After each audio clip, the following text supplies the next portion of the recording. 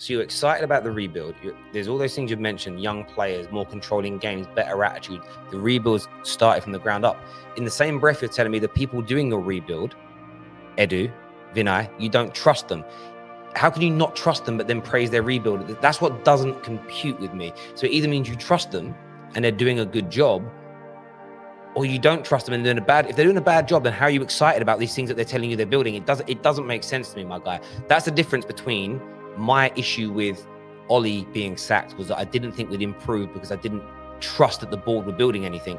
You're putting faith, not in everything your club are doing, but in the vast majority of the rebuild. Therefore, if the rebuild's going fine, the structure's there, bringing in a better quality manager is only going to expedite the situation and make you a better team. I genuinely do believe we're going to beat you guys because of everything that you did mention earlier. But the main reason why I'm confident going into that game versus Manchester United is because we're at home. It's because of how bad things have been lately. When we play teams like Manchester United, even when we were at our worst run last season, we came to your house and beat you guys. We put in a performance. So I feel like these players are always up to these type of games.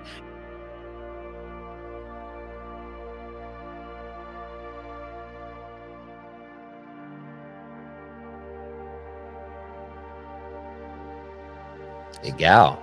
Terry, what's good? Not my club. It's not my club. We're not in a good space. We're not in a good space. You know what? It seems like this used to be the battle for the league. This used to be the decider for the league. This used to be the game that Liverpool and City is now, with Arsene Wenger and obviously Sir Alex Ferguson in front. But now it's just a battle of the middles almost. Literally. It is. It's I'm calling it micro penis FC. You know, it's who's got the biggest micro penis is this game. But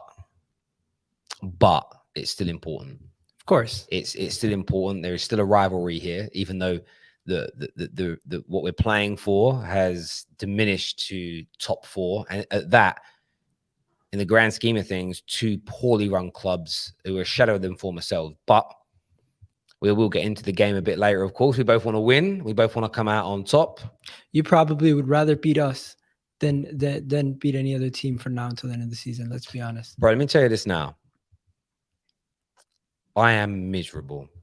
I have sporting depression because of Manchester United. That bad. Oh, it's awful. My team has embarrassed me. My captain embarrassed me. Bruno Fernandes embarrassed me. Pogba embarrassed me. But I want company with my misery. So I want Arsenal sitting there right next. Hello, Arsenal. I want you right next to me. Hello, Egal. I want you next to me, just as miserable, just as downbeat. And so I want to beat you so bad this weekend, just to put you in the mud with us. You know, hopefully when we beat you on Saturday, it's 5 defeats on the bounce. You want to know something? We can't let that happen. We have to stop this situation from continuing. We're at home. We're going to be going up against a Manchester United team that haven't beaten us away from home in a little while. Since that FA Cup game, I think, where Jesse Lingard did his dance. But I think that might have been a curse, actually, because since then you haven't beat us away at the Emirates. I'll tell you this right now. I'm going to that game.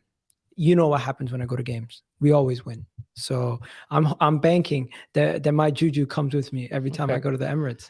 And we're gonna crack on and chat about the game. And I know you've got you're like a lucky charm for Arsenal at the Emirates, and I get that. In terms of your season, so I want to ask you about Arsenal, right? Yeah. Now, I know that you're a staunch Arteta inner now. You used to be an Arteta outer, and you changed your mind. We know that, Egal. I know you're backing him fully now. But are you starting to feel a little bit nervous that maybe all the PR, all the talk of cultural changes, great attitude at the club, wage bill being cut down, your club has now basically come out and said that actually wasn't all true. We've got to bring in external people now to fix and recreate the Arsenal way.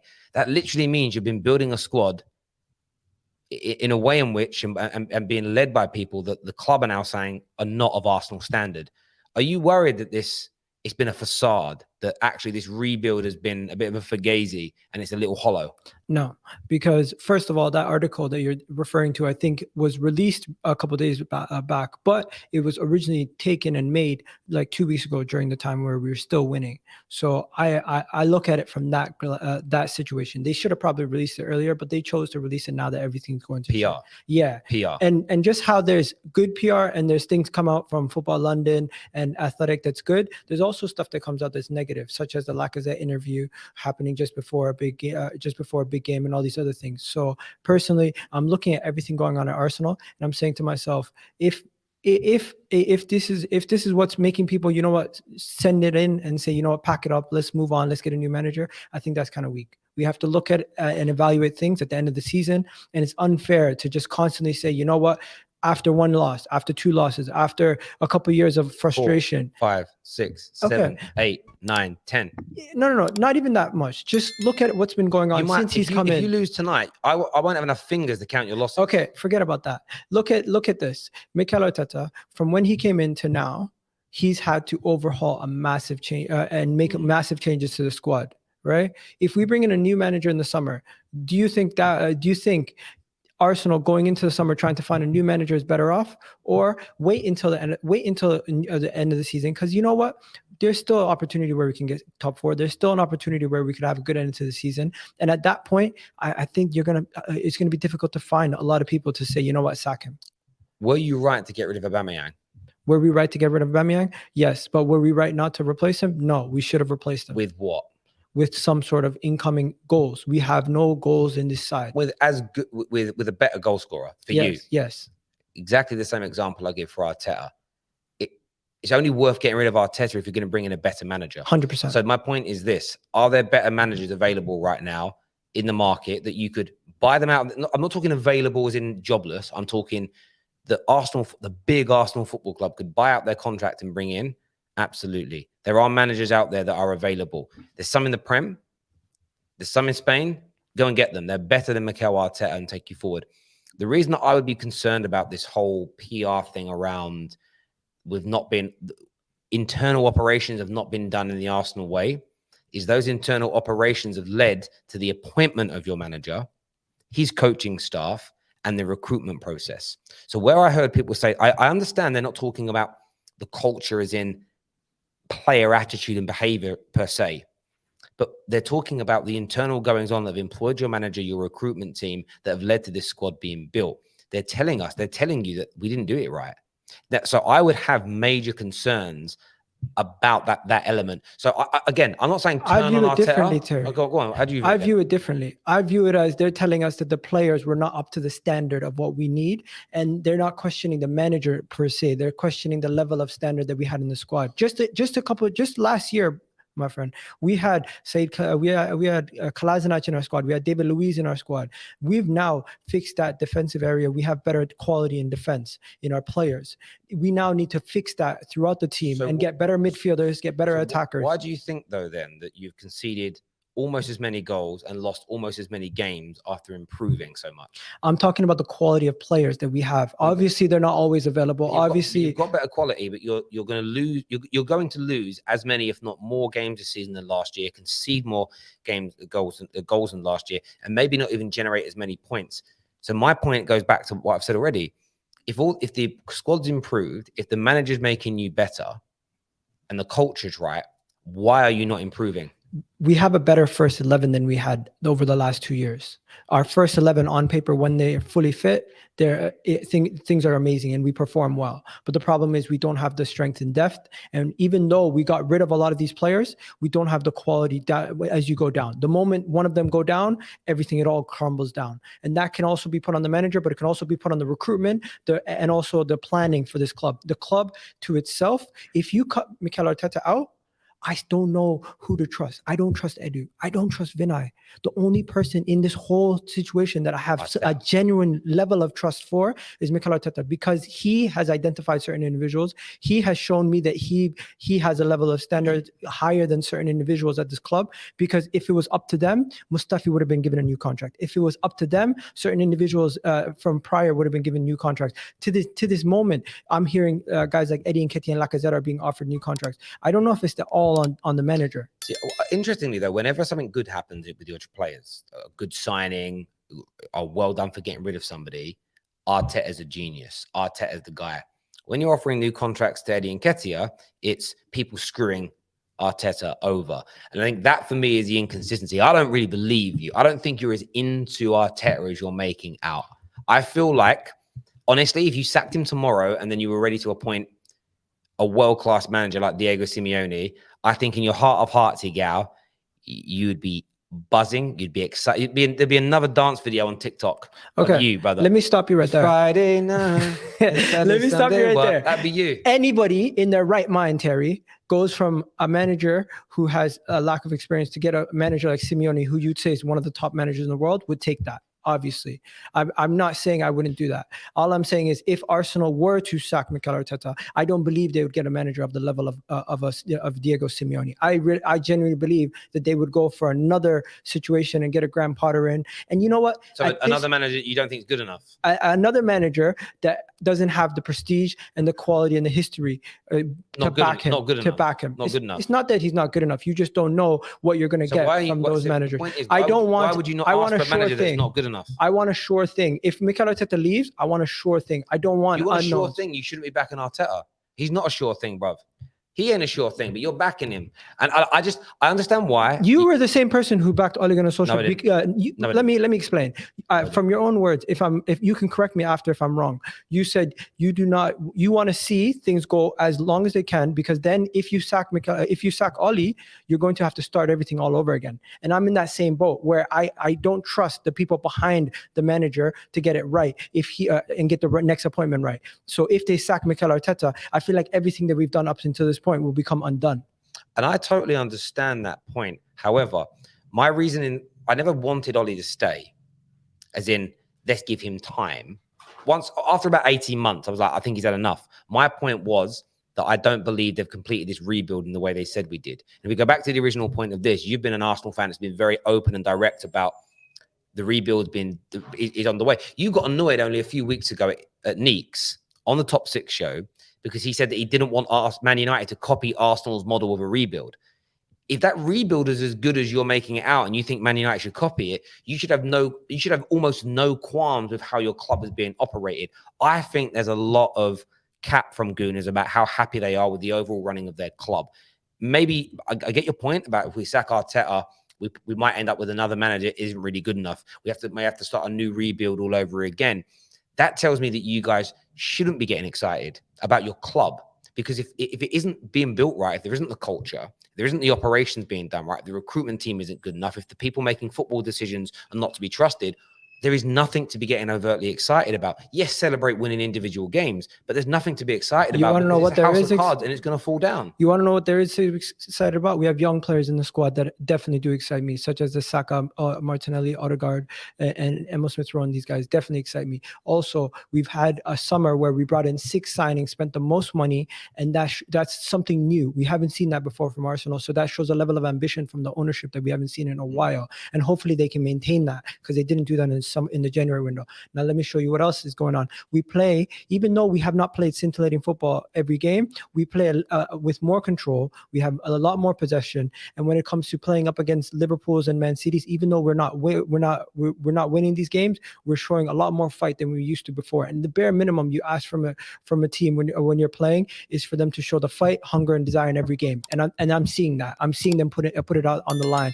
Of teams of past, they were unrecognizable in the past, and they didn't even show effort, similar to what Manchester United have been doing of late for yourself. So there's a lot to be. I mean, there's a lot to be excited about. Then I feel like there's a lot of faith you're putting in your club and your team because we're actually doing a rebuild from the ground up. But so this is what doesn't make sense. So you're excited about the rebuild. There's all those things you've mentioned: young players, more controlling games, better attitude. The rebuild's started from the ground up. In the same breath, you're telling me the people doing your rebuild, Edu, Vinay, you don't trust them.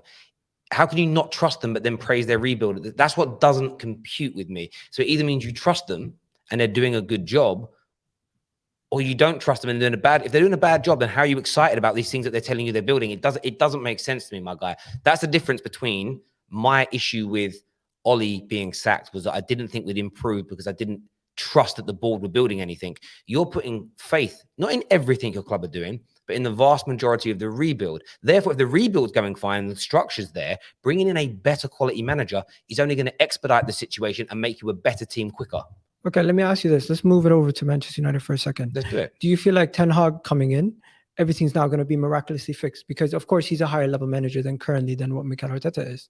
Firstly, great swerve, because you didn't have an answer for my point there. But let's bring it on to Man United. No. Ten Hag is not he is not the Messiah. He is by himself. He is not going to fix Manchester United.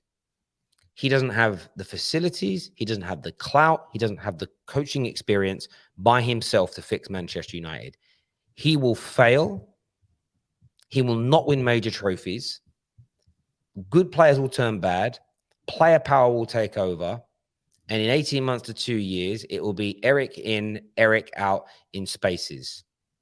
So in that sense, and there's an if there, if the structure isn't built around him, if football people at board level are not making footballing decisions, if they buy Ten Hag players to play, if they buy Diego Simeone style players to play in a Ten Hag system, will fail.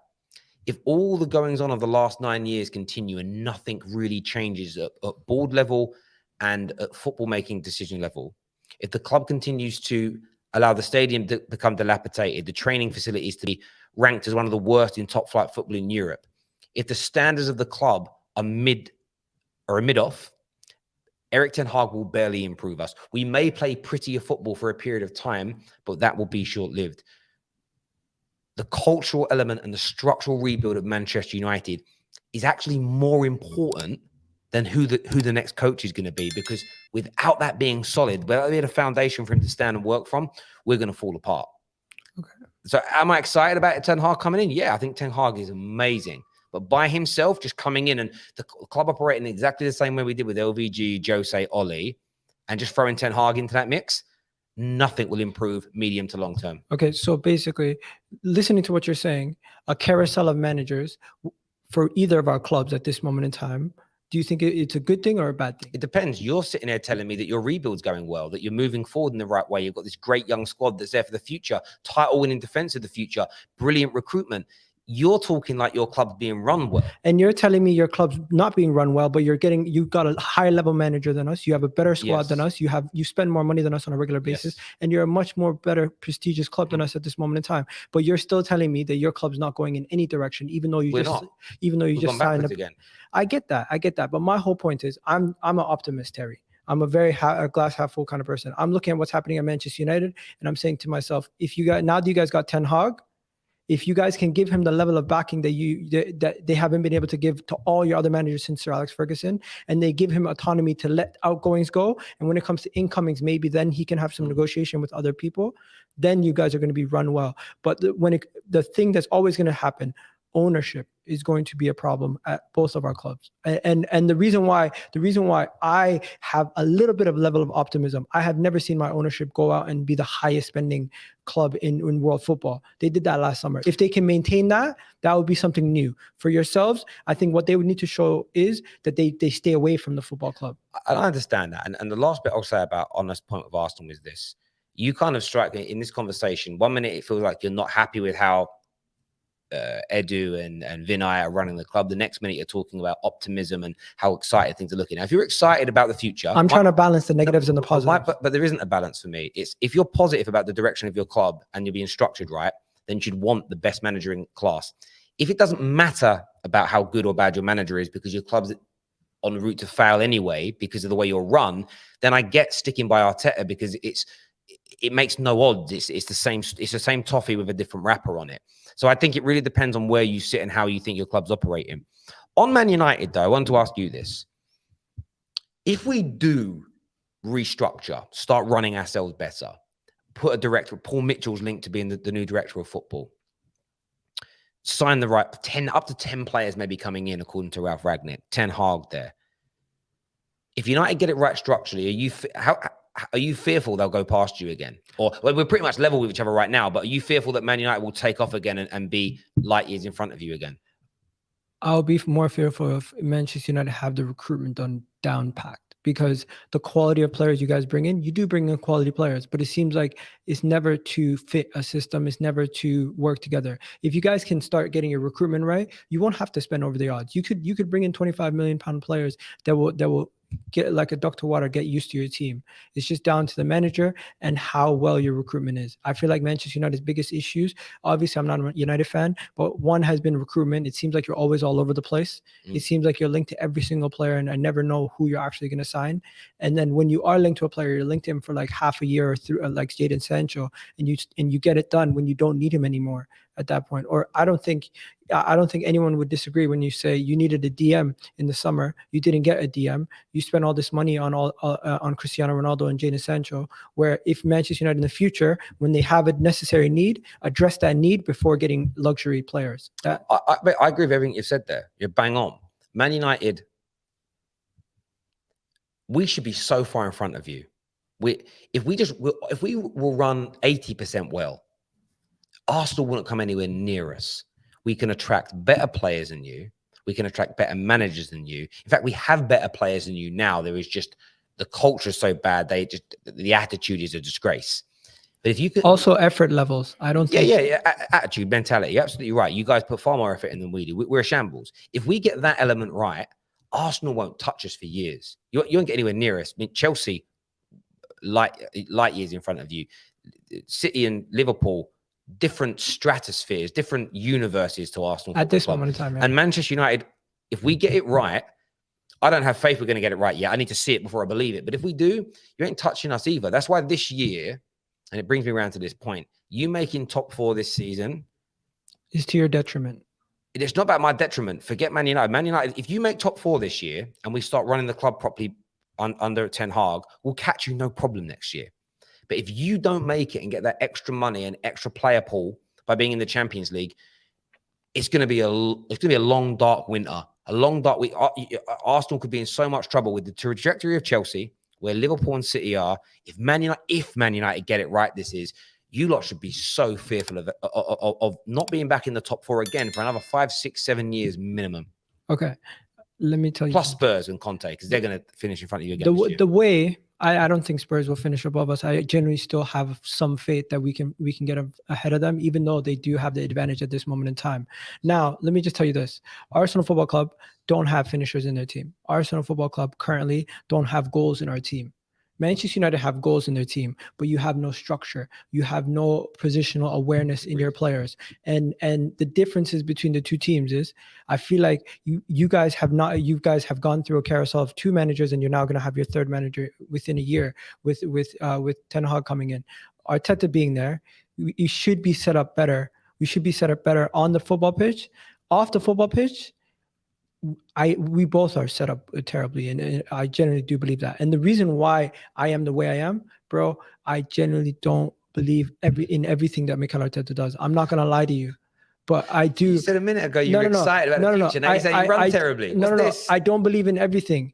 There is negatives. I'm not going to hide away from it, but I'm trying to be balanced. Are you run terribly? We are. Listen, we are trying to get things better. We are trying to get things better. Are you run terribly? We have been for the last 10, 15 years. See, so I can't. Okay. So I need to see more from them. Come on, Hancock. Let me explain. Hancock. Let me explain something.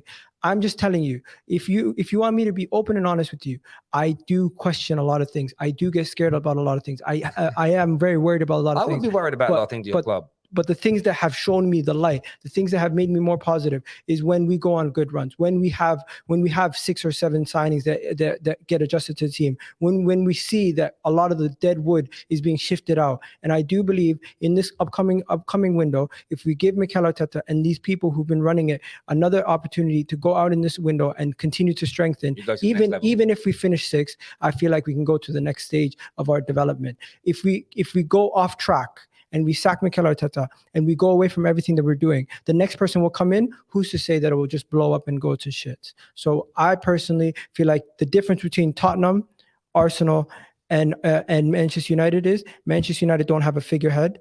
Tottenham just have two world-class players to build around, and they will be somewhat successful with those two world-class players around them. Arsenal have to develop things from the ground up, and we cannot stop the development and break everything apart. Because if we stop, it's like walking down a balance beam. If you stop, you're gonna fall off. I hear you. No, I hear you on that. And look, I think you made some good points in there. I'm still confused as to whether or not you're happy with how your club is run or not, but we'll park that one.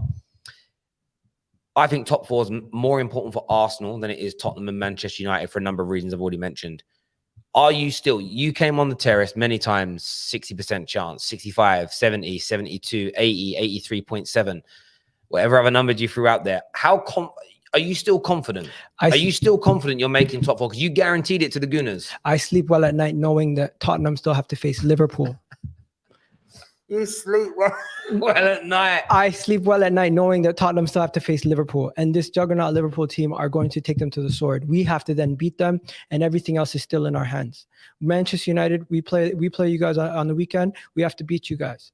Because if we don't beat you guys, you could even finish above us at the end of the season. So to me, I'm personally still confident in my team. The reason why I'm so confident in my team is because I've seen us when we're on our day. I've seen us when we are all clicked together, and when we're working well, it is beautiful. But I've also seen us not perform well. So at this moment in time, you might make it's still in our hands.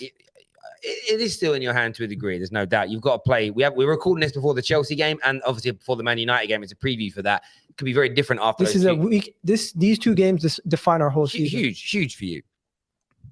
And I kind of get where you're coming from, and I don't think that's an overtly bad take.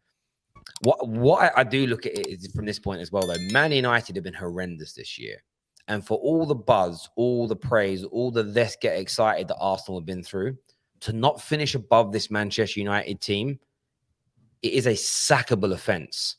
We have been outplayed this season by teams like Young Boys and Norwich. We are the pits. If Arteta finishes behind us, there is no defending it, in my opinion. It doesn't matter if you finish 7th or 6th or with one more point than last year.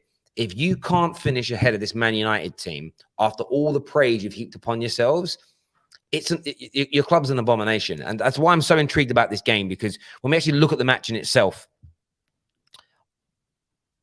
if you notice, I'm not really sat here and spoke about how we're going to beat you or even tried to allude to that. I have almost zero confidence in beating you. Yeah. Not because you're an amazing team. No, you've got a very good home record this season in the large part. The last 4 or 5 games, you've been very weary. Depending upon the Chelsea result,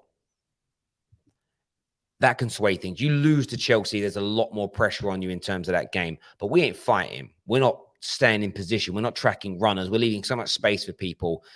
I can't sit here with a straight face and try and make a claim as to how Man United beat Arsenal.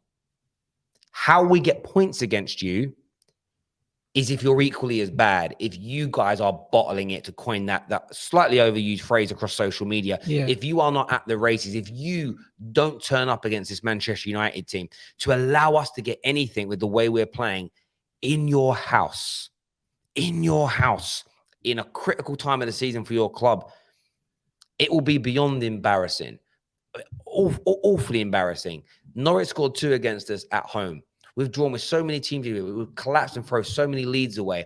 Our record away against fellow top 6 opponents is an abomination over the last couple of years, really. It's shocking. Our record against Arsenal in the last 3 to 4 years is awful. The only way we beat you is if you are dog shit, if you are poor, if you are rubbish. We won't be good. The only way we beat you is if you are worse than us. And if I was an Arsenal fan today, I'd be more scared of the Man United Arsenal game than going away to Stamford Bridge tonight as we record this, because no one expects you to beat Chelsea. I'm not going to use the word you like to use, free hit. It's not a free hit. You've got to try and get something.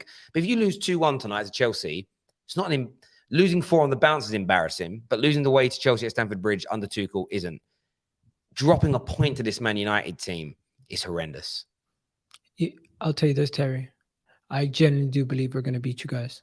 because of everything that you did mention earlier. But the main reason why I'm confident going into that game versus Manchester United is because we're at home. It's because of how bad things have been lately. When we play teams like Manchester United, even when we were at our worst run last season, we came to your house and beat you guys. We put in a performance. So I feel like these players are always up to these type of games. It's when we take people for granted is where we start slipping up and where we start performing bad. When we're playing up against London rivals, when we're playing up against Tottenham, when we're playing up against Chelsea, when we're playing up against Manchester United, we always see a performance from these players. And this is for as long as I can remember. So I generally do think they're going to be up for it. I think they're going to be ready. And the home fans, don't forget, the Emirates has been rocking this season. I think you make some good points, and you should be beating us in your confidence. So there aren't going to be excuses that Partey's out or Tierney's out, even without those two players, even without a goal scorer. You should be beating us, right? Terry, there's no excuses not to even make top 4 with these injuries. It's just obviously context, things have changed. So when we're evaluating the season at the end, we can look at it. But when it comes down to it, I generally do think we should be beating Manchester United. And at worst, a draw. If we drop points to this, if we lose to Manchester United after losing to Crystal Palace, Brighton, and Southampton, in my opinion, top 4 is dead. Your manager should be sacked if that happens. Obviously, sacked. Obviously, because you've said there's no excuses not to make top 4. There's no excuses to get beat by Man United. That could be 5 defeats. Sorry, that could be 6 defeats in your last 7. If you lose to Chelsea, it could be even worse than that. You want to know? This could be 5. If you lose 5 games on the bounce, I'm assuming you're going to lose to Chelsea because they're favourites. Okay. If you lose 5 on the bounce and lose 6 of your last 7 games, don't make the top 4 from being 80% favourites after all the beautiful, brilliant things you've said.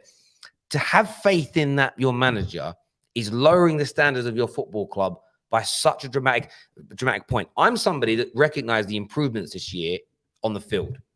Up until 5-6 games ago, when it started to fall apart and crumble. To lose, when was the last time Arsenal lost 4 or 5 league games on the bounce? Has it ever happened? It happened last year, but we lost like a bunch of games before we played you. Okay, beat you, so it happened last year. Lost a bunch of games. I'm talking prior to Mikel Arteta.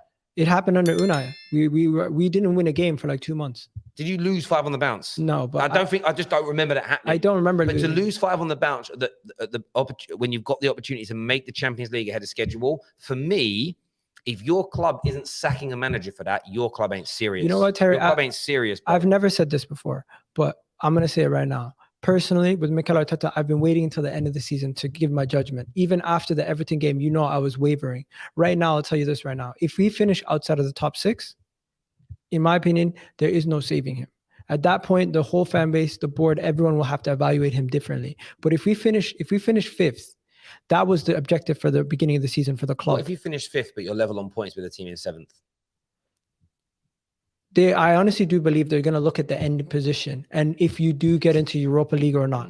So I think the position is giving you personally an out card to go. I'm gonna whatever the majority are doing in or out. You're gonna sway with it. For me, it should be about points total from last year. In the position Arsenal were in, it should be about winning more, losing less, scoring more, conceding less, more points in terms of the league. That shows that you have grown and got better. If you end up with less points than last year, but you end up in 5th. You haven't got better. Other teams have got worse. I'm just saying, as you say always, I'm keeping my powder dry until the end of the season. and I appreciate you saying that, mate. In terms of score, what's the score going to be, Egal? I think Manchester United are probably going to come to our house. They're going to score, and we're gonna then bounce back and win 2-1. So I'm going with the 2-1 Arsenal victory. And I don't want to put any goal scorers out there, but we are going to probably concede at this moment in time. But we know, just as well as you know, your defense is also shaky. So I think we're going to get. We're not shaky. We've got Harry Maguire, mate. But listen, he keeps getting picked, so that must mean he's good enough. I don't know about that. I'm going to go with a 1-1. I'm going to go with a 1-1 draw. The end of Arsenal's top 4 hopes. The end of Man United's season. And I'll be sitting back and enjoying the fan cams on the football terrace afterwards. I got a hot take though. Oh. Even if Arsenal drop points versus Chelsea and get a draw versus Manchester United, I don't trust that this Tottenham team is invincible, that they're going to go. Well, they're not invincible. That they're going to go and win all their games. There's going to be more hiccups on the road. There's going to be more problems. So even hypothetically, if Arsenal do lose against Chelsea, and hypothetically do draw points versus Manchester United, I still think Tottenham and that North London derby will be somewhat of a top 4 decider. And they will smash you in that.